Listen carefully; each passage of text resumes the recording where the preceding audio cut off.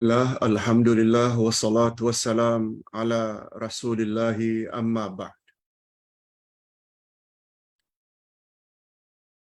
Hadirin dan hadirat serta para pemirsa yang saya hormati, Assalamualaikum warahmatullahi wabarakatuh.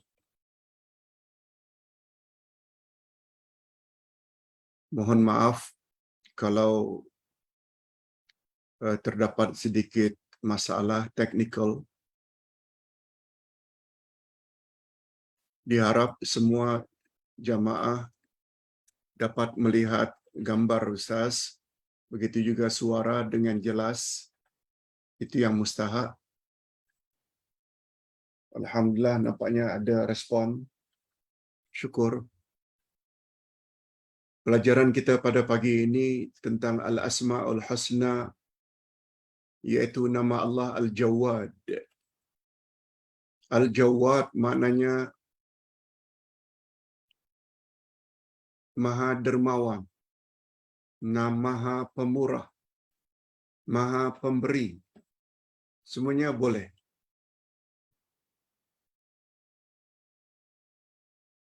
Dalil tentang adanya nama Allah Al-Jawad ini, mungkin Al-Jawad ini termasuk salah satu daripada nama-nama Allah yang tidak begitu familiar dalam masyarakat Nusantara. Al-Jawad. Padahal memahami makna Al-Jawad sangat mustahak bagi mukminin dan mukminat. Sehingga dengan memahami makna sebenar Al-Jawad, manusia akan menjadi insan yang dermawan, insan yang pemurah. InsyaAllah dalam masa lebih kurang 45 minit berikut kita akan jelaskan makna Al-Jawad. Pertama sekali kita perlu tahu dalil yang disebut oleh Nabi sallallahu alaihi wasallam tentang nama Allah Al-Jawad ini. Daripada Talha bin Ubaidillah radhiyallahu anhu, bahwa Rasulullah sallallahu alaihi wasallam bersabda, "Inna Allah Ta'ala jawadun yuhibbul jud wa yuhibbu ma'alil akhlaqi wa yakrahu safsafaha." Artinya, sesungguhnya Allah itu Maha Dermawan, Maha Pemurah, Maha Pemberi. Dia mencintai kedermawanan. Dia mencintai orang-orang yang pemurah, yang suka memberi. Dia mencintai akhlak yang mulia dan dia membenci akhlak yang buruk. Ya, di dalam hadis yang dinilai oleh ulama hadis sebagai hadis sahih ini, riwayat Imam Al-Baihaqi, Rasulullah sallallahu alaihi wasallam bersabda, "Inna Allah Ta'ala jawadun yuhibbul jud." Sesungguhnya Allah Maha Dermawan dan suka kepada para dermawan. Allah suka kepada orang-orang yang memiliki akhlak yang mulia, dan Allah benci kepada orang-orang yang berakhlak jahat atau berakhlak buruk. Hadis riwayat Al-Baihaqi dinilai oleh ulama hadis sebagai hadis yang sahih.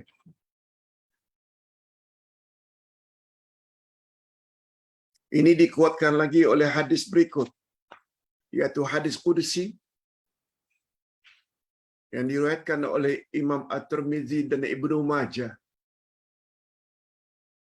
Juga dinilai sebagai hadis hasan, hadis yang baik, Coba dengar apa kata Nabi. Bahwa Allah telah berfirman, Ya ibadi, kullukum dhalun illa man hadaituhu. Dzalika bi anni jawadun majid. Af'alu ma urid. Ata'i kalamun wa azabi kalamun. Innama amri li syai'in idza aradtu an aqula lahu kun fayakun. Memahami hadis ini sangat mustahak. Apa kata Allah, wahai hamba-hambaku, semua kamu adalah sesat kecuali siapa yang aku beri petunjuk. Semua kamu adalah sesat, kata Allah, kecuali siapa-siapa di antara kamu yang aku beri petunjuk, hidayah. Yang demikian itu ialah karena sesungguhnya aku Maha Pemurah, Jawad, lagi Maha Mulia.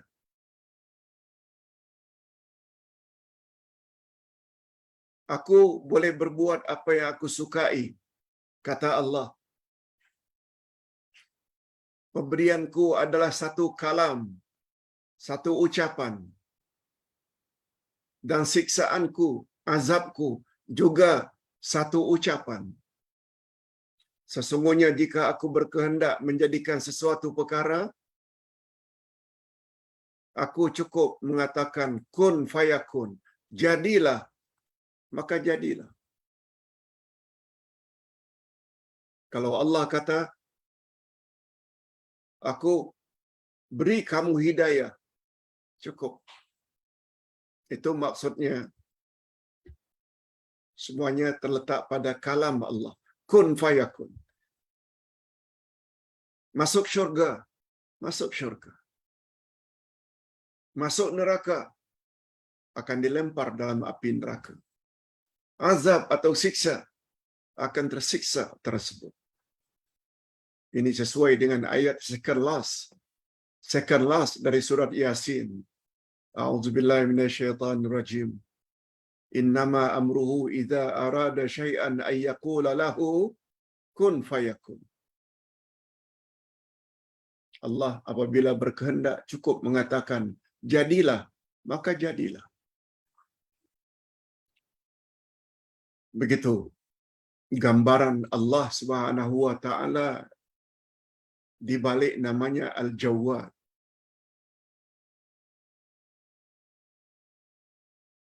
Nah, sekarang kita berpindah pada makna Al-Jawwad.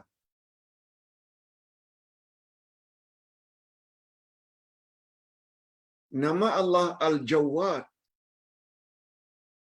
tersirat di dalamnya sifat Allah Al-Jud. Jawad itu nama bila memanggil Allah yang Maha Pemurah, Allah yang Maha Dermawan. Bila kita ingin minta rezeki, bagus panggil ya Jawad, ya Jawad, ya Jawad, limpahkanlah kepadaku rezekimu. Ya Allah, ya Jawad, ya Jawad, sembuhkanlah penyakitku. Ya Allah, ya Jawad, ya Jawad, anugerahkanlah kepadaku pasangan. Ya Allah, ya Allah, ya Jawad, ya Jawad, anugerahkan kepadaku zuriat yang saleh dan salihah. Boleh? Karena dia Maha Pemberi. Ya Razzaq juga boleh. Ya Jawad juga boleh. Jadi di dalam nama Allah Al-Jawad ada sifat Allah namanya Al-Jud, pemurah, dermawan. Menurut bahasa, makna Al-Jawad, menurut bahasa ya, Al-judu lughatan kasratul ata, banyak pemberiannya. Al-jawad juga menurut bahasa mengandung makna al-karam. Karam maknanya yang mulia. Dari nama Allah Al-Karim.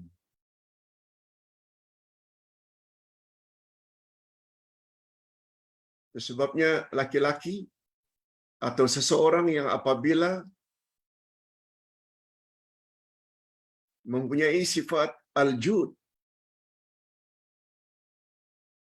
rajulun jawad, seseorang yang dermawan itu, rajulun jawad, dia membawa makna sakhiyun kasirul ata, yaitu orang yang sangat dermawan, suka memberi pertolongan. Itu bila digunakan untuk insan. Sebagai istilah rajulun jawad, maknanya orang tersebut sangat banyak pemberian.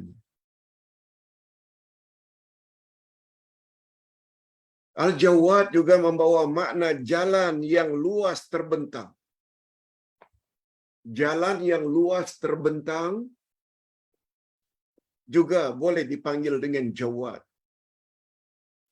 Ini boleh kita lihat makna jalan yang luas terbentang berdasarkan hadis Abdullah bin Salam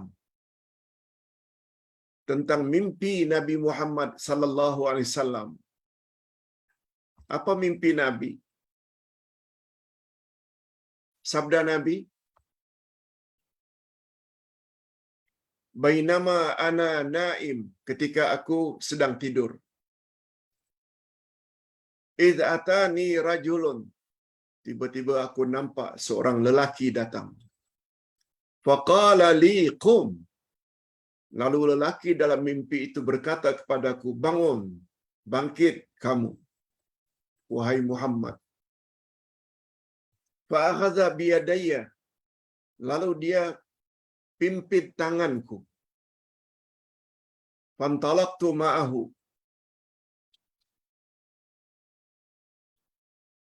sambil aku berjalan bersamanya. Fa idza ana bijawadin an shimali, tiba-tiba aku nampak sebelah kananku satu lapangan yang terbentang luas, tapi sebelah kiri. Apa kata laki-laki yang membimbing tanganku? "La ta'khuz fiha fa innaha turuqu ashabi shimal." Apa kata laki-laki tersebut? "Jangan kamu masuki jalan-jalan itu, karena sesungguhnya itulah turuqu ashabi shimal, jalan golongan kiri. Jalan golongan kiri. Jangan kamu tempuh jalan yang luas sebelah kiri itu." Qala, selanjutnya kata baginda, "Fa idza jawadun manhajun an yamini."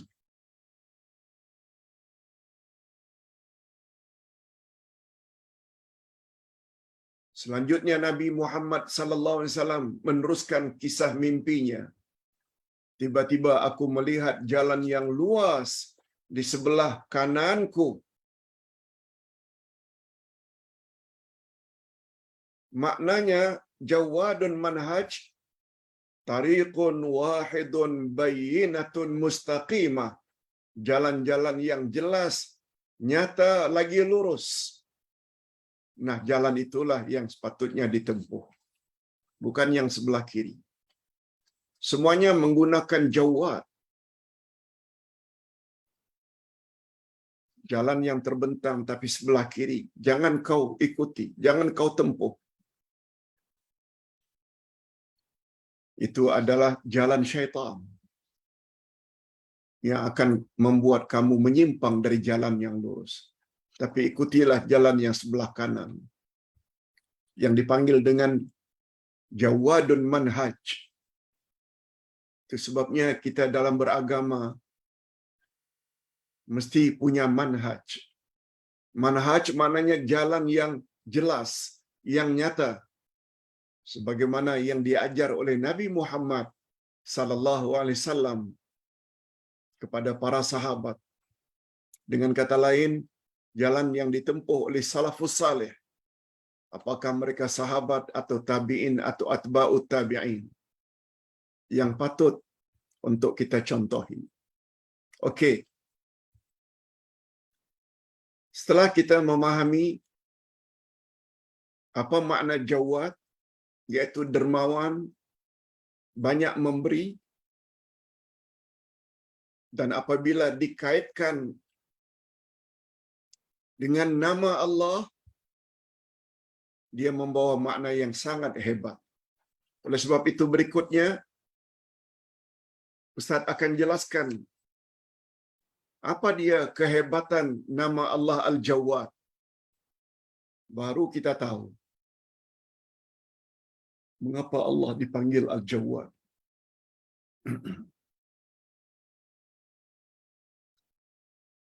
Kehebatan Al-Jawad ini ada 7.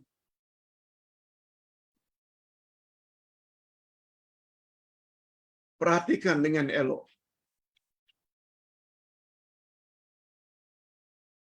Pertama sekali, kehebatan nama Allah Al-Jawad iaitu pemberian Allah secara mutlak.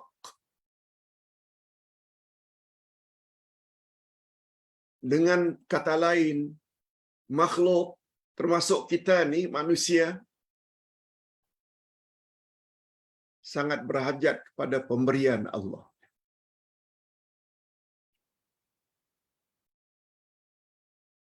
Seperti kesehatan,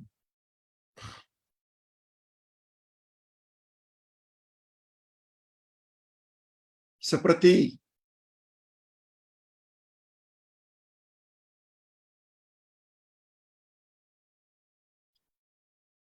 kekayaan, kecukupan. Semua itu pemberian Allah. Kehormatan, kemuliaan, Allah yang bagi.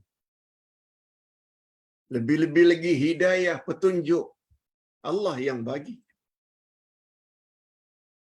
Tugas kita hanya mencari hidayah itu.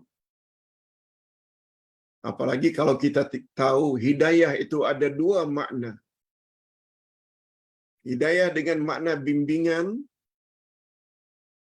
manusia boleh lakukan terhadap manusia lain,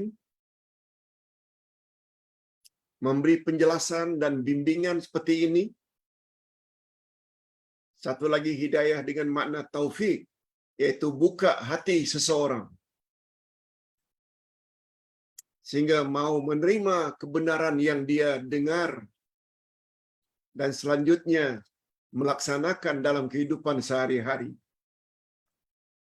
Hidayah yang kedua ini, iaitu taufik, itu hanya milik Allah. Allah akan bagi kepada siapa yang dia kehendaki. Itu sebabnya bapa-bapa dan ibu-ibu minat mendalami Al-Asma'ul Husna. Selanjutnya mengambil pengajaran di balik setiap nama-nama Allah. Semuanya itu termasuk ke dalam hidayah yang kedua, yaitu taufik. Taufik ini hanya Allah saja yang mampu memberi. Itu di antara kehebatan nama Allah Al-Jawad. Yang kedua,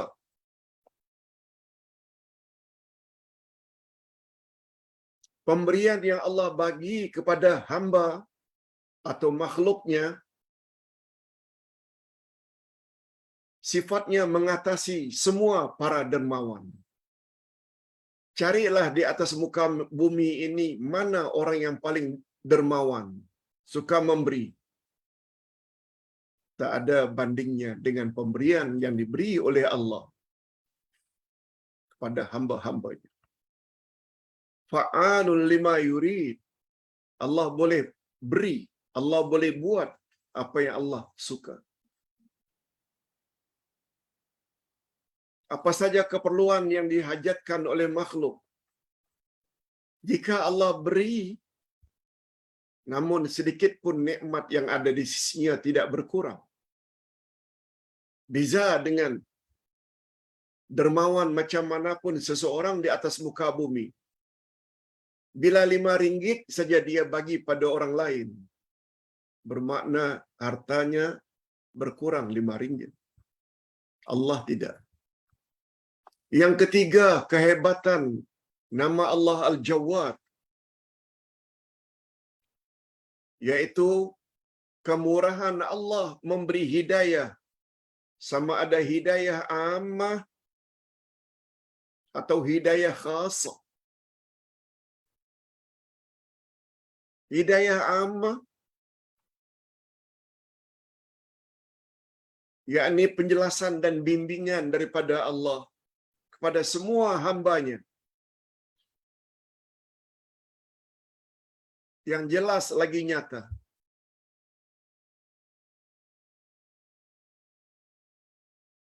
Sama dia orang baik atau orang kafir. Dia orang baik atau dia orang jahat. Dia orang beriman atau dia orang kafir. Allah beri hidayah. Hidayah dengan makna memberi bimbingan. Bukan hanya manusia. Allah beri pada manusia naluri, sifat semula jadi. Allah juga beri insting untuk binatang. Kalau ayam makan mematuk. Bukan ibunya yang mengajar. Kalau itik menyudu. Kalau ular jalannya begini. Ada binatang berkaki 2, ada binatang berkaki 4. Ada yang boleh terbang. Semuanya itu hidayah ammah. Dan Allah juga berkuasa memberi hidayah khasah, yaitu restu Allah kepada manusia agar berada senantiasa di atas jalan yang lurus dan mengekalkan iman mereka sampai akhir hayat dengan penuh keyakinan. Itu hidayah khasah. Kita berdoa mudah-mudahan Allah beri kita hidayah khasah ini. Nah, yang keempat, kehebatan nama Allah Al-Jawad.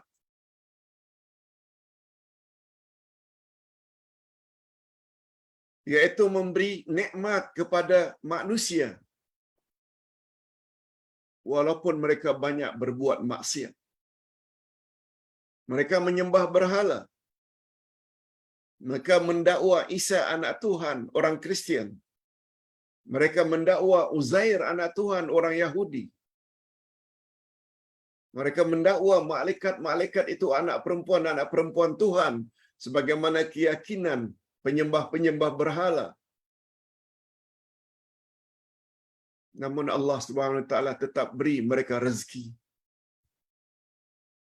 Yang apabila mereka berniaga, mereka juga mendapat laba dan keuntungan. Contohnya hari ini, dari 10 orang yang paling kaya di Malaysia, mungkin 8 teratas adalah orang-orang kafir. Siapa yang beri mereka nikmat kekayaan? Allah. Jadi Allah Maha dermawan walaupun terhadap orang-orang yang berbuat maksiat.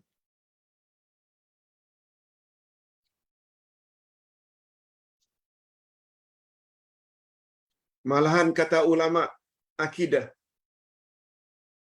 Allah Subhanahu Wa Taala di antara makna Al-Jawad, Dia memberi manusia sesuatu sebelum manusia itu meminta. Sebelum mereka berdoa, Allah dah bagi dah. Lihat betapa al-Jawwadnya Allah. Maha dermawan, Maha pemurah.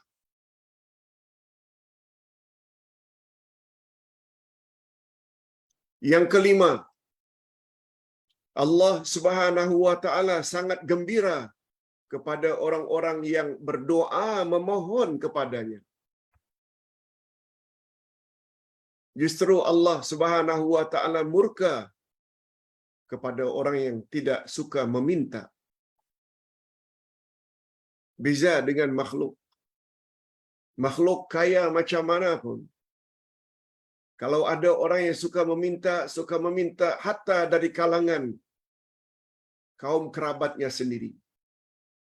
Kalau sudah sekian kali dia meminta, saudaranya yang kaya raya itu akan berfikir juga, sampai bila si fulan ini minta saja. Biasanya ada sifat itu. Berbeza dengan Allah Subhanahu wa taala. Makin banyak kita minta sambil merintih, meminta kepada Allah, semakin Allah suka. Semakin Allah gembira. Malah Allah Subhanahu wa taala murka kepada orang yang tidak meminta kepadanya. Nah, bila ditanya mengapa Pak Ustaz? Orang apabila meminta menunjukkan dia berhajat kepada pihak lain. Seseorang apabila dia meminta sesuatu, bermakna dia mengakui akan kekurangannya. Dia berhajat pada pihak lain. Manusia memang tidak boleh hidup sendiri di atas muka bumi. Nak makan nasi, kita perlu kepada pesawah padi. Nak makan ikan, kita perlu kepada nelayan. Nak makan durian, kita perlu kepada pekebun durian. Bukan kita yang tanam sendiri, bukan kita yang memancing sendiri. Semua hajat yang kita perolehi adalah berkat bantuan orang lain. Lebih-lebih lagi Allah Subhanahu wa taala yang memiliki nama Al-Jawwad.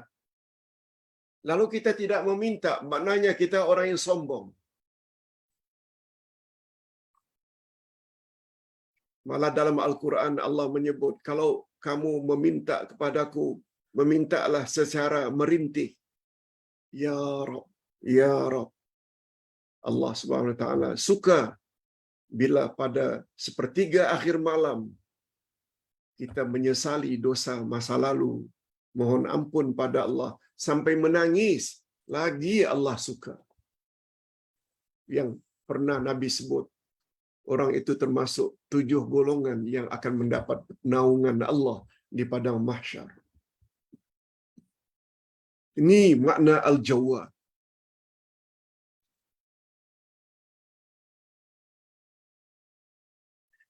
Yang keenam, di antara kehebatan nama Allah Al-Jawwad, yaitu kemurahannya yang dia beri kepada wali-walinya, orang-orang yang dekat kepada Allah. Apa yang telinga mereka tak pernah dengar kemerduannya, apa yang mata mereka tak pernah lihat kehebatannya, apa yang akal mereka tak pernah fikir kehebatan tempat itu, yaitu syurga. Begitu hebatnya syurga sampai digambarkan oleh Nabi demikian. Kehebatan syurga itu apa yang matamu tak pernah tengok. Kehebatan syurga itu apa yang telingamu tak pernah dengar. Kehebatan syurga itu apa yang akalmu tak pernah terfikirkan. Allah akan anugerahkan syurga seperti itu hanya kepada orang-orang yang dekat kepadanya. wali-wali Allah. Syarat untuk jadi wali Allah dua saja. Pertama, imannya mantap, tauhidnya mantap, tidak bercampur syirik, ibadahnya mantap, mengikuti syariat yang dibimbing oleh Nabi Muhammad sallallahu alaihi wasallam. Mudah-mudahan kita termasuk dalam golongan ini. Allahumma ja'alna minhum.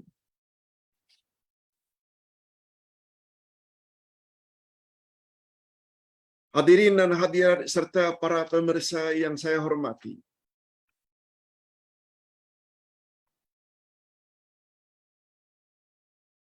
Dan untuk menjelaskan poin yang keenam tadi, Allah Subhanahu wa taala akan beri syurga kepada orang-orang yang suka mendekatkan diri kepadanya.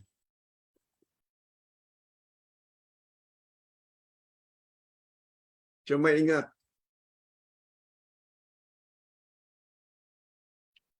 bagaimanapun usaha dan hasrat kita untuk mendapat syurga, untuk mendapat nikmat daripada Allah sebagai balasan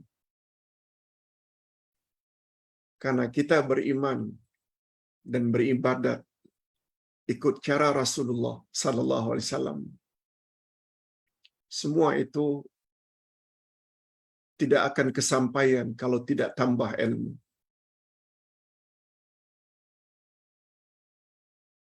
Ilmu yang mana, Pak Ustaz? Bukan sembarang ilmu. Seperti video yang Ustaz kirim semalam. Satu orang tua yang tak jemu-jemu menimba ilmu.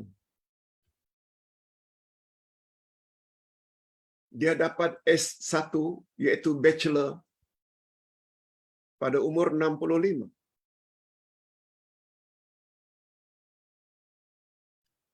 Kemudian dapat S2 iaitu master pada umur 70 lebih. Kemudian dia belajar lagi. Akhirnya dapat PhD S3 pada umur 77. Masya Allah, orang kagum terhadap kesungguhan lansia tersebut, nenek-nenek tersebut.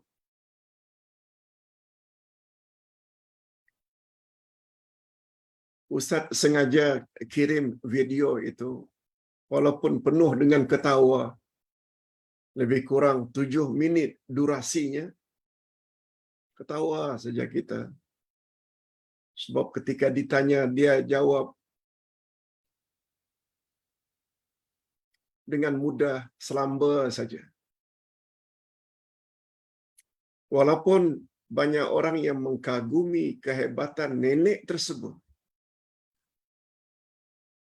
Dapat bachelor, sarjana pertama itu umur 65, umur 70 lebih, 73 dapat master, umur 77 dapat PhD.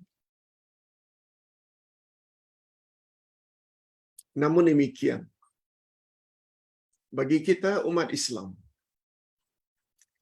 sebenarnya Ustaz kirim video itu ada message, ada matlamat. Kita jangan sampai bosan untuk terus menimba ilmu. Ingat kata-kata Sayyidina Ali. Makin banyak kita masukkan ilmu ke dalam minda, minda kita merasa semakin kosong. Beza memasukkan sampah dalam tong sampah. Itu sebabnya Nabi Muhammad sallallahu alaihi wasallam bersabda, manhuman, ada dua perkara yang manusia tidak pernah kenyang. ada dua perkara yang manusia tak pernah merasa kenyang. Terus saja merasa lapar. Apa dua-dua itu? Apa dia dua perkara itu? Pertama, al-ilmu. Ilmu. Yang kedua, ad-dunya. Dunia. Kalau selama ini kita selalu ingat, orang yang memiliki harta macam mana pun banyaknya, dia tetap menginginkan harta yang lain lagi. Sebagaimana sabda Nabi, andai kata kamu diberi oleh Allah emas sebesar bukit Uhud, niscaya kamu masih menginginkan emas sebesar bukit Uhud yang kedua. Dapat yang kedua, yang ketiga, yang keempat. Begitu manusia terhadap dunia. Tapi jangan lupa, kata Nabi, yang satu lagi adalah ilmu. Cuma ilmu ini terbagi lagi. Kita tak nafikan pentingnya ilmu dunia, matematik, geografi,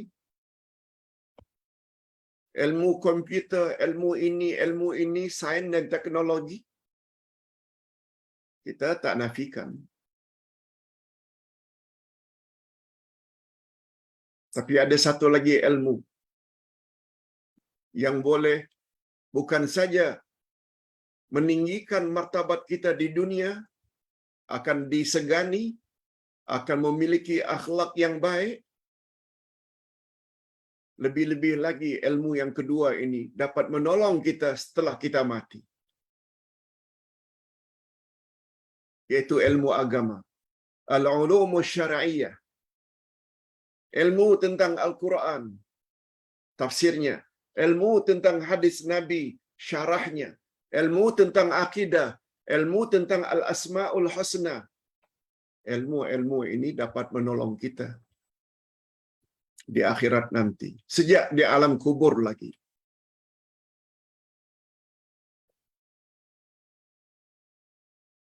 Ustaz ada sebut di dalam kitab yang Ustaz tulis, jawapan tepat terhadap soalan mukar wa nakir dalam kubur. Satu di antaranya kata Nabi,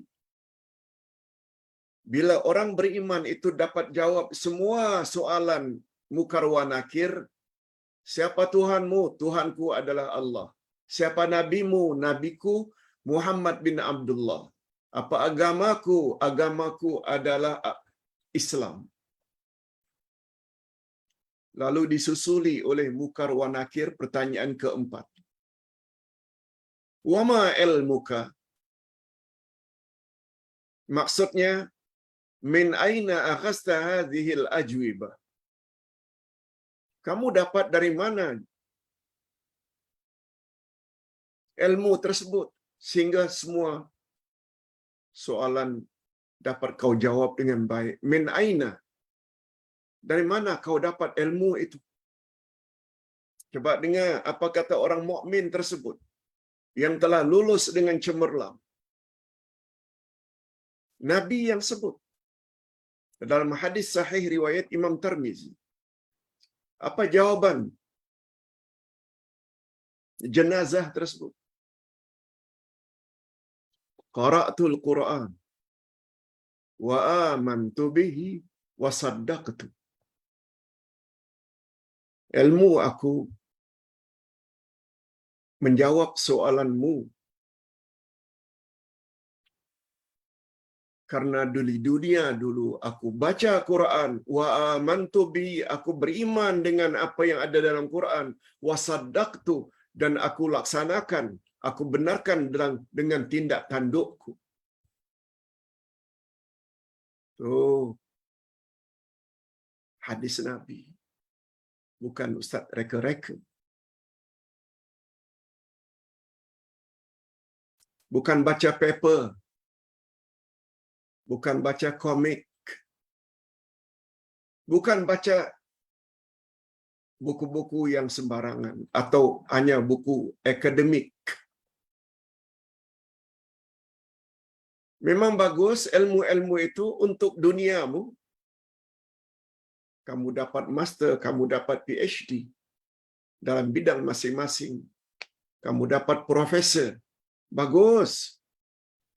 Tapi bukan ilmu itu untuk membuat kita cemerlang, lulus terhadap pertanyaan mukar wa nakir di alam kubur. Ilmu agama, akidahmu, ilmu tafsirmu, ilmu hadismu, ilmu fiqhmu, ilmu akhlakmu. Yes. Jadi nenek tua yang kita kagum dengan ilmunya sampai umur 77 dapat PhD memang bagus, tapi belum tentu lagi ilmu yang beliau miliki. Kalau itu hanya ilmu-ilmu dunia akan menyelamatkan beliau di akhirat. Kalau ilmu agama, itu sebenarnya mesej yang Ustaz coba kirimkan video tersebut dalam grup. Memang nampaknya kita ketawa. Sesekali okeylah. Hidup ini jangan serius sangat. Tapi ingat ya, hadis sahih kata Syekh Nasruddin Albani yang diriwayatkan oleh Imam Ahmad dan Imam Tirmizi. Apa kata Nabi? La tuksirid dhahik fa inna kasratad dhahik tumitul qalb. Jangan banyak ketawa. Sesungguhnya banyak ketawa dapat mematikan hati.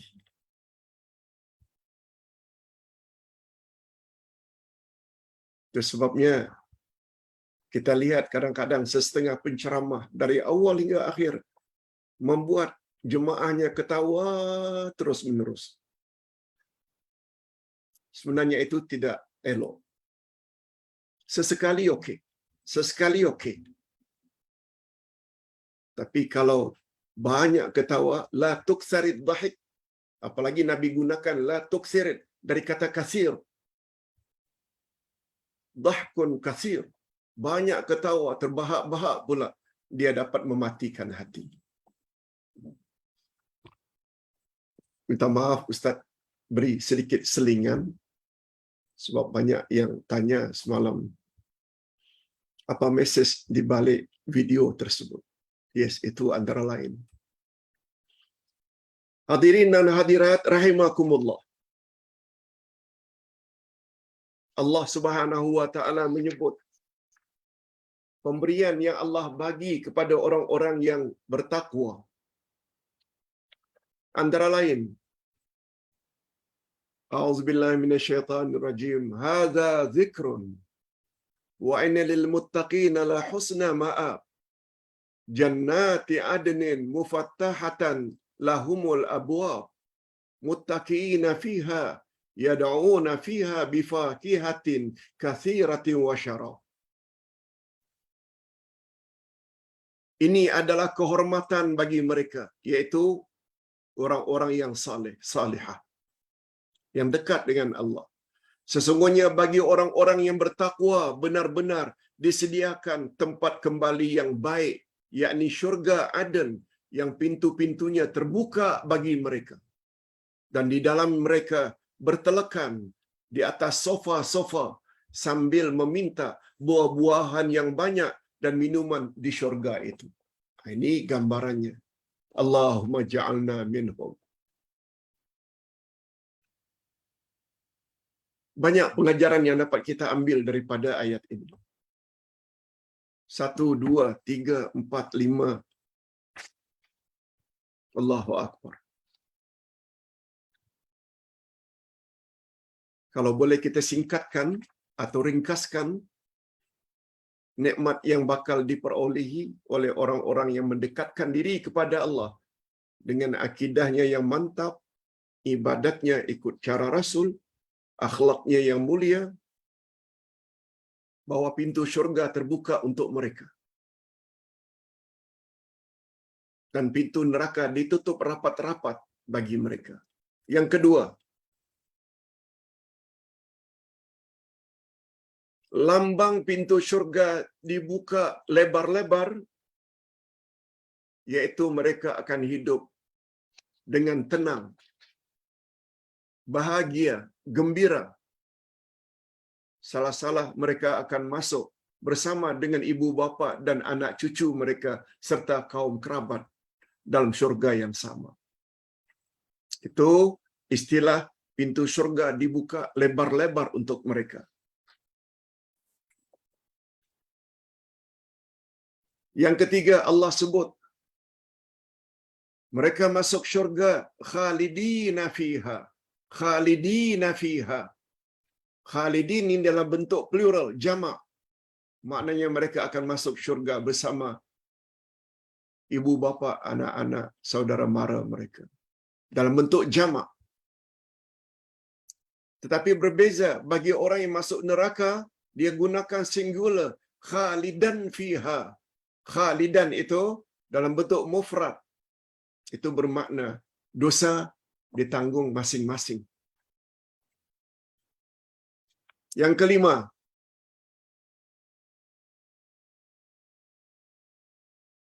mereka masuk syurga akan bersama-sama dengan ahli keluarga.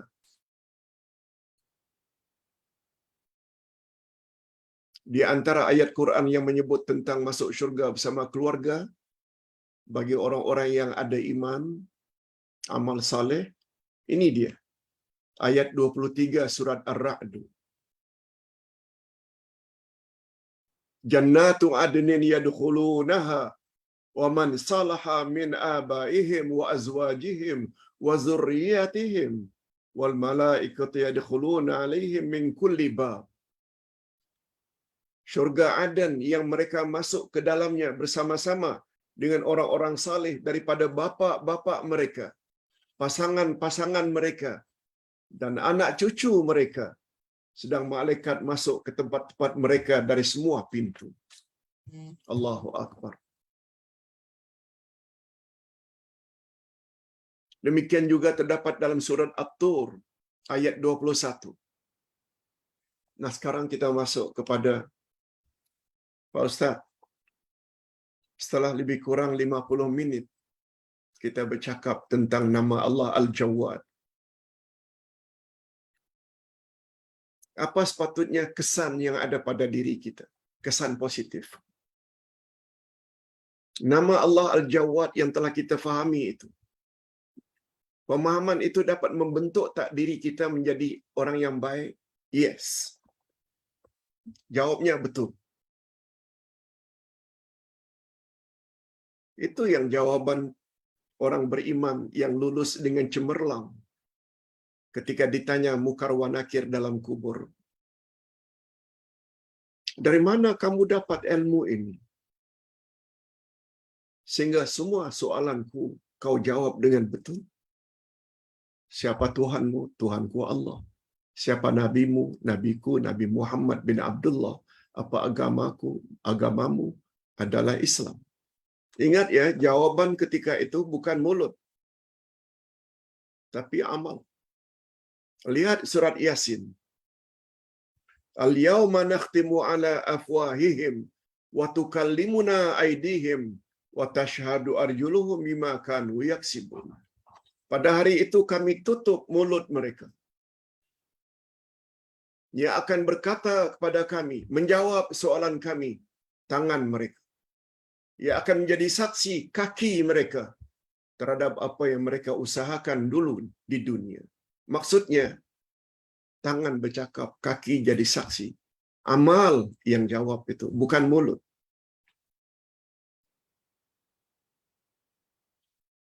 Dari mana ilmu yang kamu dapat? Lalu orang mukmin menjawab, qara'tul Qur'an wa amantu bihi wa saddaqtu. Karena di dunia dulu aku baca Quran. Aku beriman kepada isi Quran. Yakin sungguh. Itu makna beriman. Wa saddaqtu.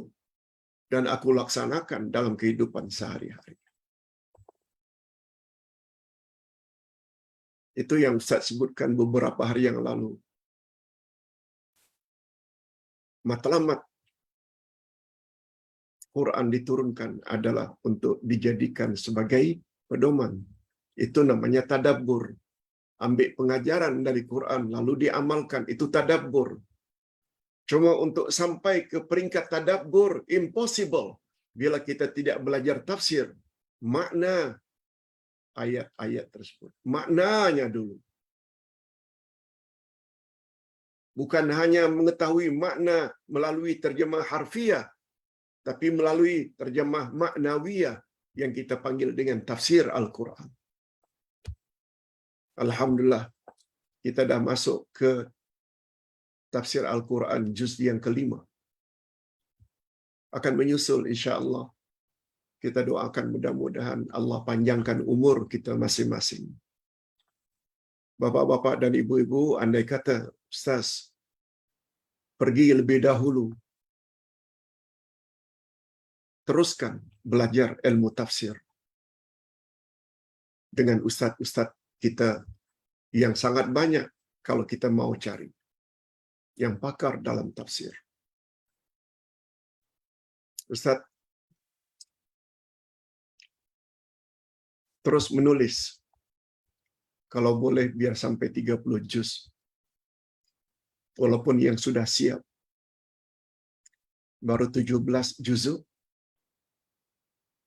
yang dicetak baru 7, 8, 9 sedang dicetak dalam proses. Teruskan belajar ilmu tafsir, sebab dia sangat menolong kita di alam barzakh nanti. Nah, sekarang kita berbalik kepada apa kesannya Pak Ustaz. Bila kita dah tahu itu makna nama Allah Al-Jawad, apa dia kesan yang ada pada diri kita? Sepatutnya, pertama, dia akan menjadi hamba Allah yang pemurah dan dermawan. Dia tidak akan jadi insan yang bakhil, lokek. Untuk pembinaan rumah anak yatim, dia sumbang. Untuk pembinaan masjid, dia sumbang. Dia wakaf sekian ratus ringgit untuk arwah ibu bapa. Sebab itu termasuk amal saleh yang ibu bapa akan mendapat ganjarannya. Pemikiran semacam inilah sebenarnya yang membuat Ustaz terdorong untuk buat 2 sekolah di Batam. Pertama, Sekolah Islam Terpadu El Yasin, itu lain. Yang muridnya sekarang hampir 400 orang. SIT, Sekolah Islam Terpadu. Maknanya Islam Integrity, Sekolah Integrity. Ustaz namakan El Yasin, sempena nama ayah. Nah, yang kedua ini Mafaza, Masjid Tahfiz Fatimah Az-Zahra. Itu nama ibu Ustaz. Dan sekarang sedang dibina Ponpes, Pondok Pesantren. Apa namanya? Ponpes, Pondok Pesantren MIBS. MIBS. MIBS. Mafaza Islamic Boarding School. Mafaza Islamic Boarding School. Yang sekarang sedang menerima murid-murid baru. Sebabnya fasa pertama sekolah itu kita ingin siapkan sesegera mungkin. Kalau boleh, awal tahun 2023 dah mula belajar. Seberapa banyak murid yang dapat kita.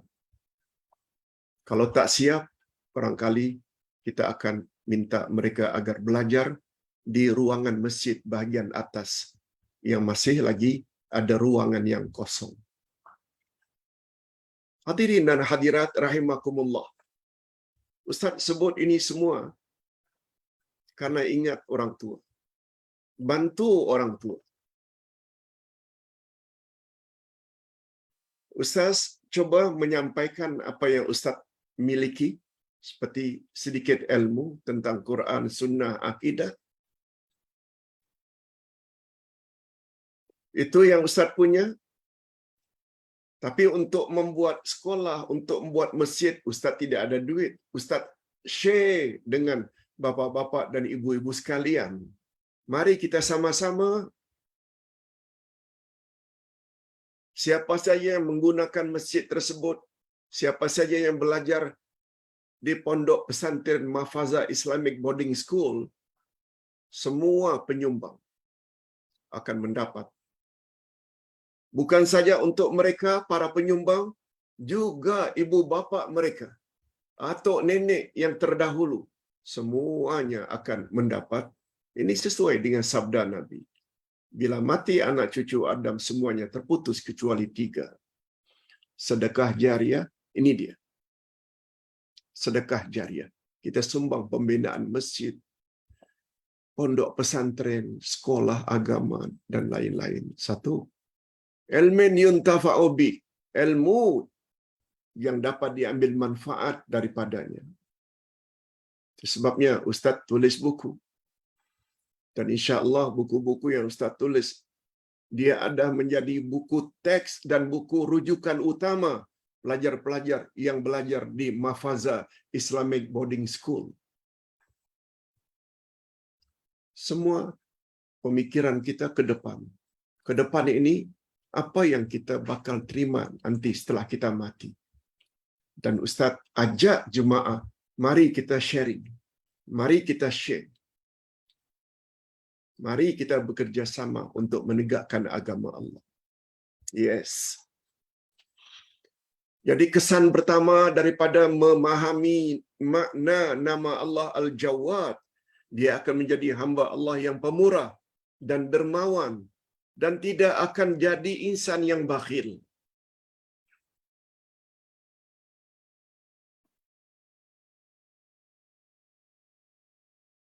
Ini sebagaimana sabda Nabi sallallahu alaihi wasallam.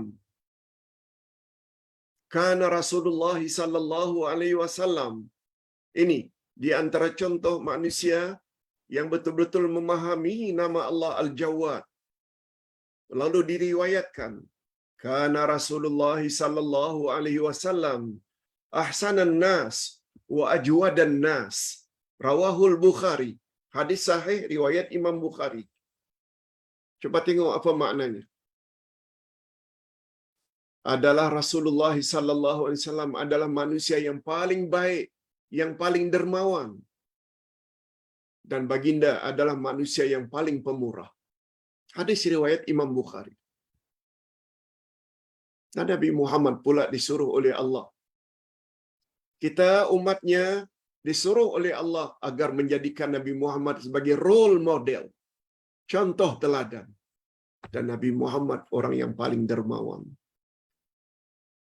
Yang kedua, kesannya iman kepada nama Allah Al-Jawad.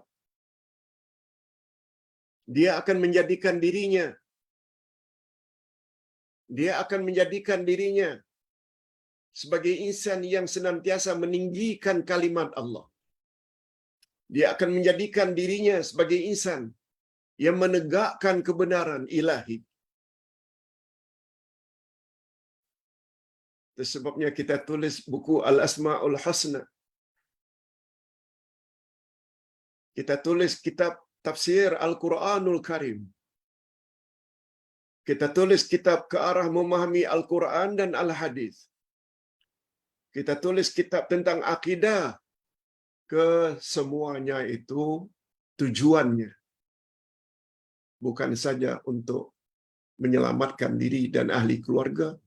Kita tulis 50 wasiat semasa kita hidup dan setelah kita mati. 50 wasiat kita dah bahas. Kita juga sudah tulis jawapan tepat terhadap soalan mukar wa nakir dalam kubur. Kesemuanya itu bukan untuk diri saja, keluarga, tapi juga untuk jemaah sekalian yang disayangi. Supaya kita boleh sama-sama memasuki syurga Allah. Dia akan menjadikan dirinya untuk meninggikan kalimat Allah yaitu Islam. Dia akan menjadi insan yang tawaduk dan tidak takabur.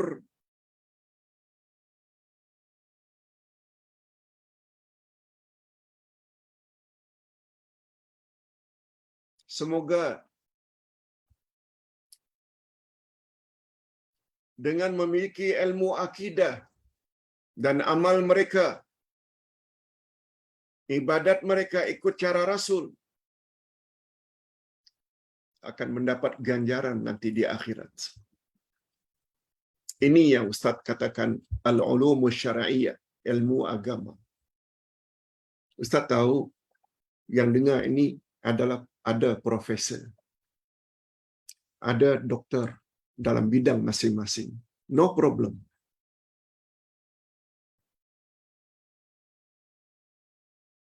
Tapi gelaran demi gelaran yang kita miliki, jangan hanya batasi dalam ilmu-ilmu keduniaan.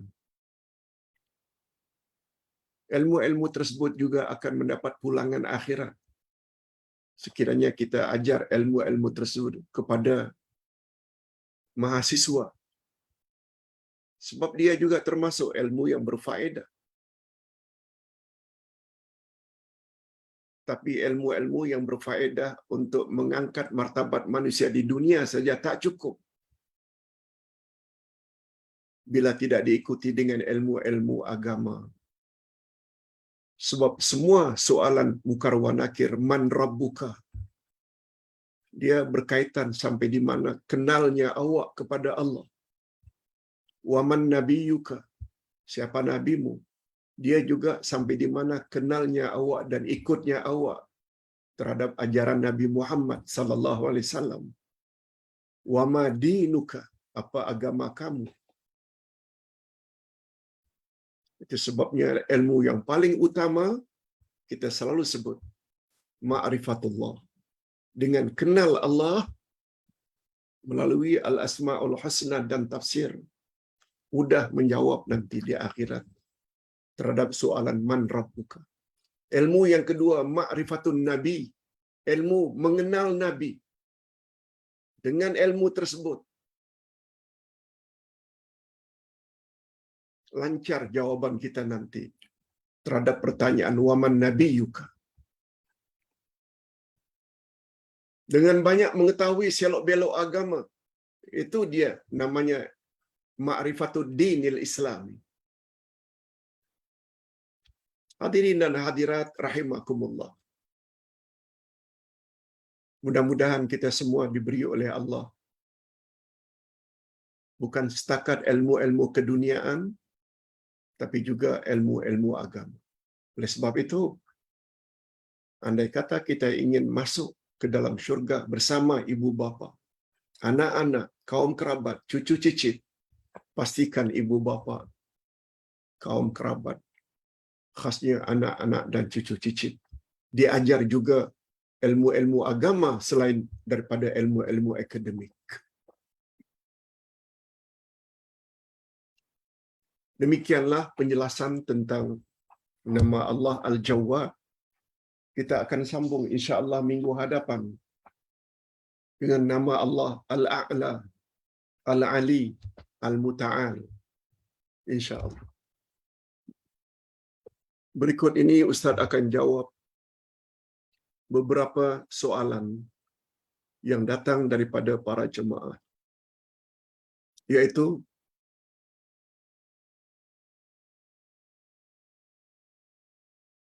ada 4 pertanyaan.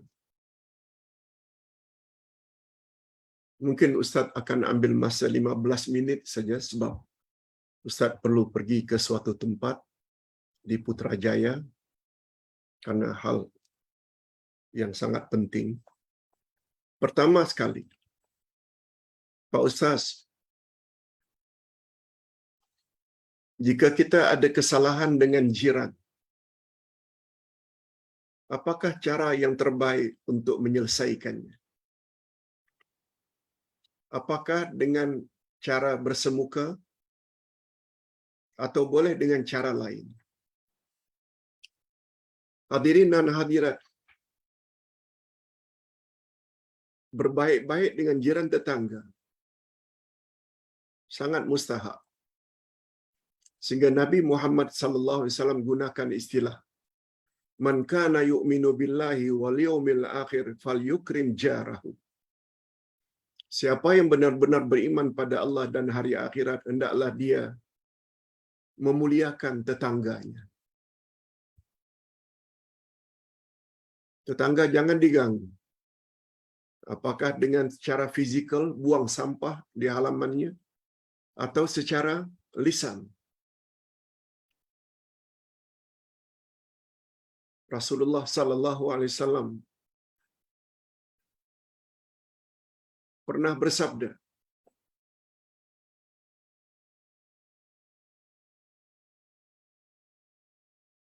tidak beriman seseorang apabila tetangga tidak merasa tenteram karena suka mengganggu. Taruhlah saya ada selisih paham dengan beliau. Macam mana cara penyelesaiannya, Pak Ustaz? Jawaban singkatnya senang saja.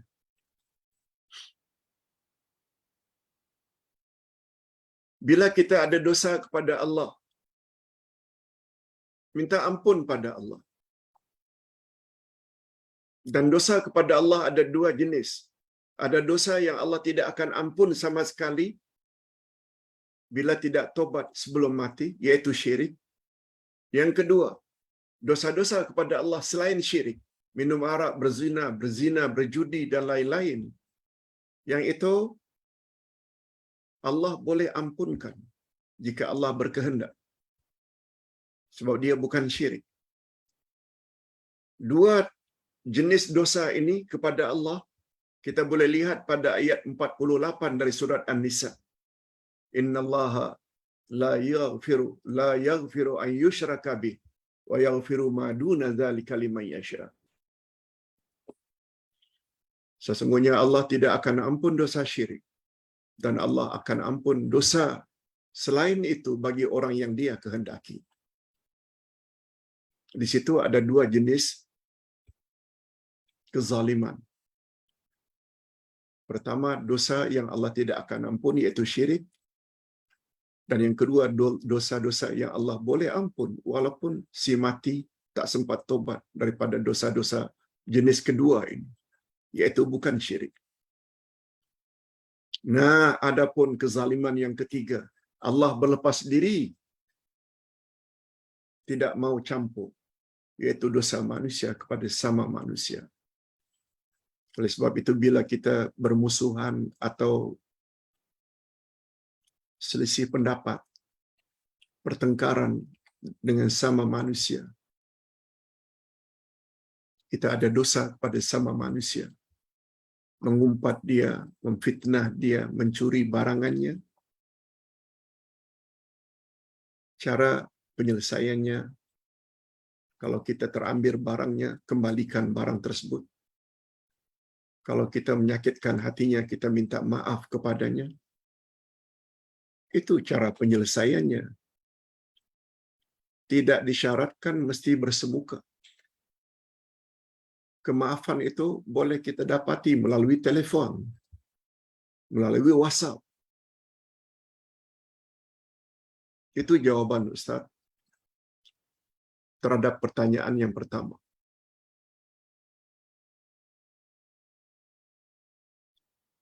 Namun demikian, andai kata kita dapat bertatap muka, itu lagi bagus, kita tak nafikan. Tapi itu bukan satu-satunya cara. Sebab kadang-kadang jiran kita yang dulunya kita bertelingkah sudah pindah ke negeri lain yang jauh, dan kita tidak mampu, cukup dengan telefon. Asalkan dia tahu yang kita minta maaf, mudah-mudahan dia akan memaafkannya. Yang kedua, setiap bulan Ramadan, Pak Ustaz, mesti ada perbezaan cara melakukan salat tarawih. Ada yang 8, ada yang 20. Yang 20 ini biasanya dapat arahan daripada jabatan negeri masing-masing. Menggalakkan supaya masjid-masjid, surau-surau di bawah jagaannya buat 20. Tambah 3 witir jadi 23. Ada pula yang buat hanya 8. Witir tambah 3, witir 3, 8 tarawih jadi 11. Yang menjadi pertanyaan saya, Pak Ustaz, ini realiti. Mengingat kesibukan manusia hari ini dengan pekerjaan masing-masing, bila dah 8 rakaat witir itu banyak yang keluar untuk buat witir sendiri di rumah 3 rakaat. Mereka hanya mampu buat 8. Bukan 20. Masjid yang tadinya penuh tinggal hanya 3 saf saja. Tapi yang muda-muda pada umumnya akan keluar. Karena mereka terikat dengan kerja-kerja yang mereka mesti buat. Tugas-tugasan yang mesti mereka buat. Yang menjadi pertanyaan saya, Pak Ustaz,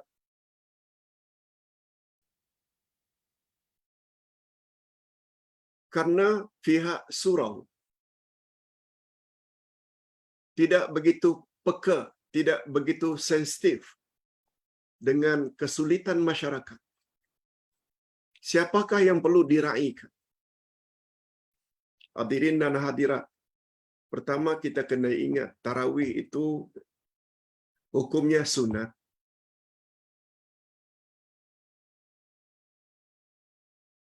Nabi Muhammad sallallahu alaihi wasallam, barangkali hadirin dan hadirat pernah dengar, Nabi Muhammad salat malam pertama bersama jemaah. Lakukan sekali lagi salat berjamaah tarawih hari kedua, makin ramai. Malam ketiga Nabi tak keluar. Ketika ditanya mengapa ya Rasulullah, Rasulullah hanya jawab, karena aku tidak mau menyusahkan umat. Aku bimbang kalau ada umat yang mengatakan ianya adalah wajib. Coba lihat sikap Rasul.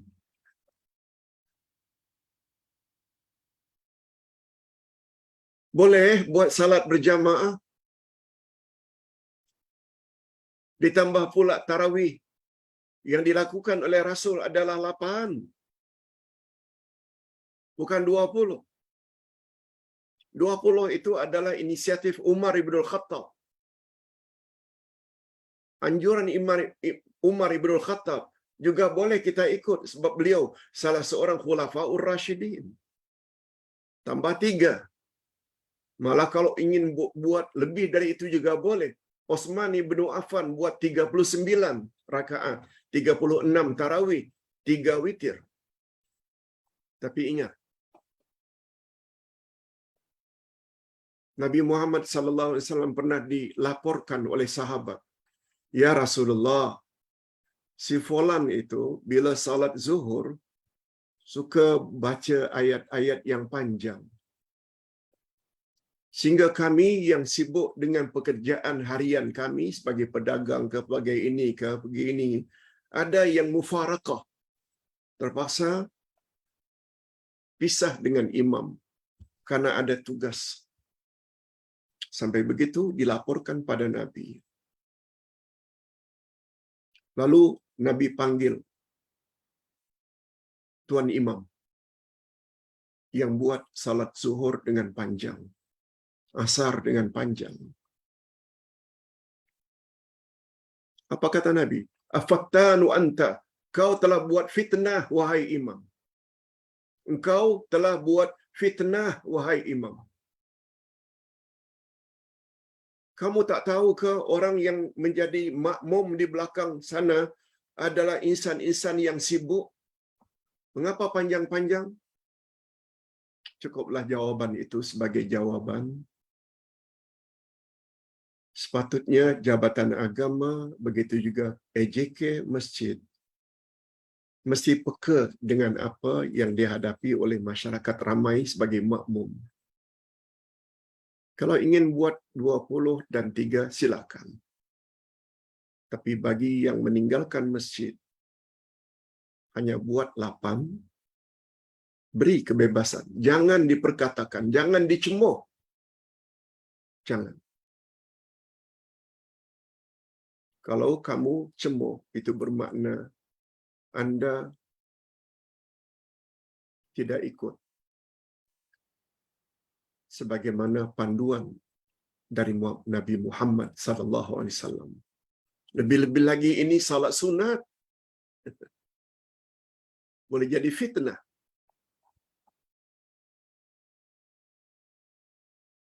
Yang ketiga, Pak Ustaz, apa hukum kerja di kedai 99 yang ada jual arak? Masalahnya, Pak Ustaz, cari rezeki hari ini agak sulit. Lapangan kerja agak sukar. Kerja-kerja yang tersedia ini biasanya milik-milik orang kafir. Di kedai mereka ada saja diselit-selit jual arak.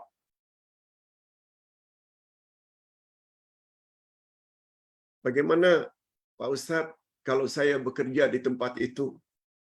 Jawab secara ringkas.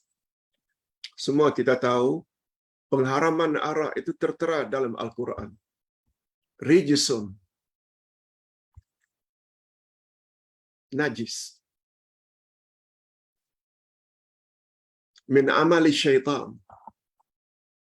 Dikuatkan oleh Nabi lagi, al-khamru haramun, kathiruhu wa qaliluhu. Arak itu haram, sama ada banyak atau sedikit. Dalam hadis yang lain, arak itu haram menjualnya, memprosesnya, membotolnya, melabelnya, menghidangnya. Pengharaman arak itu confirm. Nah sekarang, kita perlu cari rezeki. Ingat, tentang cari rezeki atau kewajiban cari rezeki, Nabi sebut, talabul halali faridatun ala kulli muslim. Mencari rezeki yang halal wajib ke atas setiap orang Islam. Rezeki yang halal. Namun demikian, andai kata kita sudah bekerja di kedai 99,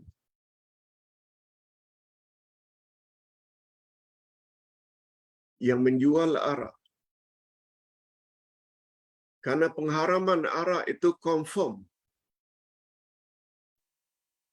kita mesti ada niat untuk cari pekerjaan yang lain di kedai-kedai yang tidak jual arak, walaupun dia milik orang kafir.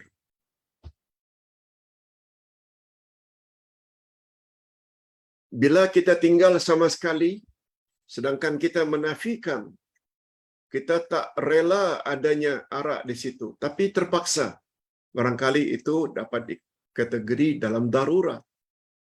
Tapi ingat, ad-darurat tuqdaru biqadariha. Darurat itu dikadarkan sekadarnya. Oleh sebab itu, nasihat Ustaz, pekerja tersebut mesti ada niat dalam hati untuk terus cari tempat yang bersih daripada arak, bersih daripada unsur-unsur haram. Itu pendapat Ustaz. Untuk sementara boleh diteruskan, tapi mesti ada niat untuk cari tempat yang bebas daripada arak. Yang terakhir, Pak Ustaz, apakah kita dibolehkan mengenakan deposit dalam tempahan rumah seperti homestay? Apakah boleh kita ambil deposit jika pelanggan batalkan tempahan tersebut? Hadirin dan hadirat,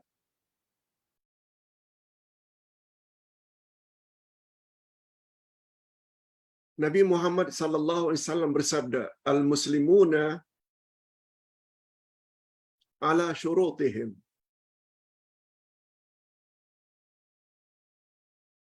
Orang-orang Islam terikat dengan syarat yang mereka telah buat bersama. Awak ingin beli rumah itu yang kami bina sebagai kontraktor seharga 200,000. Tapi ketika register tempahan rumah itu, awak mesti bayar deposit 5,000. Begitulah terhadap pelanggan-pelanggan yang lain. Tapi dengan syarat, bila awak tidak jadi ambil rumah itu, deposit awak hangus milik kami.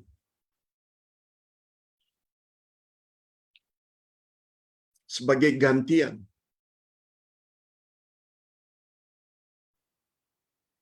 Untuk kami cari pula pelanggan yang lain atau pembeli, buyer yang lain. Atau kami potong deposit itu kalau awak batalkan pembelian rumah tersebut 50%. Ini yang dimaksudkan orang Islam itu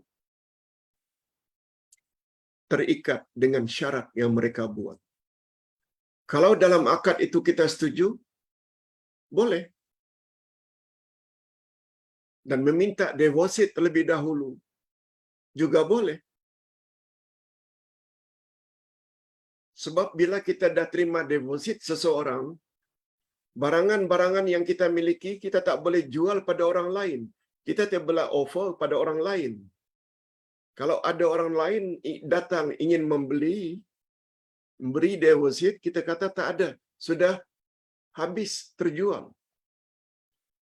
Nah, kita terpaksa tolak permintaan orang selanjutnya karena dah terikat dengan perjanjian yang kita buat. Cuma kita dah bayar deposit. Supaya penjual tidak rugi, tidak ada salahnya apabila dikatakan 50% dari deposit terpaksa kami potong. Sebab kami sudah tak dapat jual ketika awak dulu booking. Hadirin dan hadirat, ini yang dapat Ustaz jawab. Wallahu a'lam. Andai kata ingin mendapat penjelasan lanjut, Ustaz persilakan tanyalah kepada ustaz-ustaz yang lain untuk mendapat second opinion. Ustaz tidak mendakwa jawapan Ustaz lah yang paling betul. Cuma itu yang termampu Ustaz jawab. Kita akhiri dengan doa.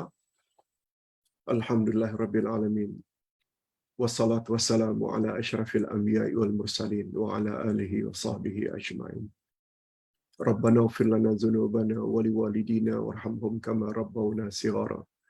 Rabbana hab lana min azwajina wa dzurriyyatina qurrata a'yun waj'alna lil muttaqina imama. Ya Allah, hari ini kami telah belajar nama-Mu Al-Jawwad. Sungguh banyak pengajaran yang dapat kami ambil daripada nama-Mu Al-Jawwad. Kehebatan nama-Mu Al-Jawwad sangat banyak. Engkaulah Maha Dermawan, Engkaulah Maha Pemurah. Oleh sebab itu, kesan daripada keyakinan kami terhadap nama-Mu Al-Jawwad. Berilah kami taufik-Mu, Ya Allah, agar jadi insan-insan yang pemurah. Insan yang sanggup mengorbankan apa saja demi ketinggian kalimat dan agama-Mu. Berilah kami kesabaran dalam menjalankan tugas-tugas kami sebagai khalifah Allah untuk menegakkan agama-Mu yang benar sehingga kami layak. Begitu juga saudara mara, kaum kerabat dan anak cucu ibu bapa kami memasuki syurga yang sama di akhirat nanti. Wassallallahu ala nabiyyina Muhammad wa ala alihi wa sahbihi ajma'in. Walhamdulillah rabbil alamin. Subhanakallahumma wa bihamdik Asyhadu an la ilaha illa anta astaghfiruka wa atubu ilaik. Wassalamualaikum warahmatullahi wabarakatuh.